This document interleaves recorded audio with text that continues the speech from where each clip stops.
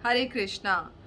हालांकि मैं कर्म कांड के शास्त्रों में बहुत बिलीव नहीं करती हूँ, क्योंकि उसमें कुछ चीज़ें जो हैं वो बहुत ही कठोर लिखी गई हैं और उनको करने में मैं बहुत ज़्यादा बिलीव नहीं करती हूँ। और भक्ति मार्ग में ही ज़्यादा मैं बिलीव रखती हूँ। But still I was reading Garuda Purana, तो मैं एक आर्टिकल कह लीजिए या एक पैराग्राफ सॉरी के थ्रू आई, तो आई थॉट कि ये आप लोगों से शेयर करना बहुत ही ज़रूरी है। और चूंकि कल एकादशी है, इसलिए भी मैं जो हूँ इस गरुड़ पुराण के इस पैराग्राफ को शेयर आपसे करना चाहूँगी। गीता प्रेस की ये गरुड़ पुराण है और बड़ी सुंदर बात इसमें लिखी हुई है। स्पेशली जब लोगों की डेथ होती है उस वक्त उनके घर में गरुड़ पुराण पढ़ी जाती है। वो इसलिए नहीं पढ़ी जाती कि जो आत्मा चली गई है ये उसके लिए है। जो आत्माएं अब सामने बैठी हैं और सुन रही हैं, और उनको समझना ज़रूरी है कि लाइफ की रियलिटी क्या है, उसके लिए ये गरुड़ पुराण पढ़ी जाती है। तो कल एकादशी है, इसमें एकादशी का जिक्र आता है, इसलिए मैंने सोचा आप लोगों से इस पैराग्राफ को शेयर करूं। इसमें क्या लिखा है प्लीज ध्यान से सुनिए। कृष्ण के नाम लेने से पापहीन प्राणी नरक, यमराज और यमदूतों को कभी स्वप्न में भी नहीं देखते हैं।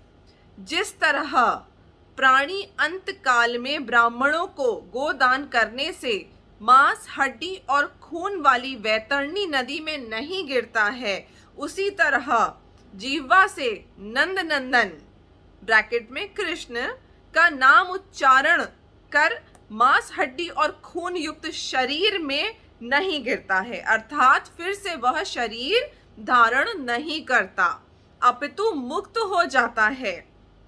अब मुक्त कैसे हो सकते हैं? इस पंचभूत से बने हुए धीरे धीरे सड़ रहे शरीर में हम ना प्रवेश फिर से करें, उसके लिए हमें क्या करना चाहिए ये वो बताया जा रहा है। आगे सुनिए।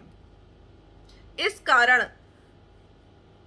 कारण पाप समूह को कष्ट करने वाले विष्णु का नाम स्मरण करना चाहिए, अथवा गीता और विष्णु सहस्त्र नाम का पाठ करना या सुनना चाहिए।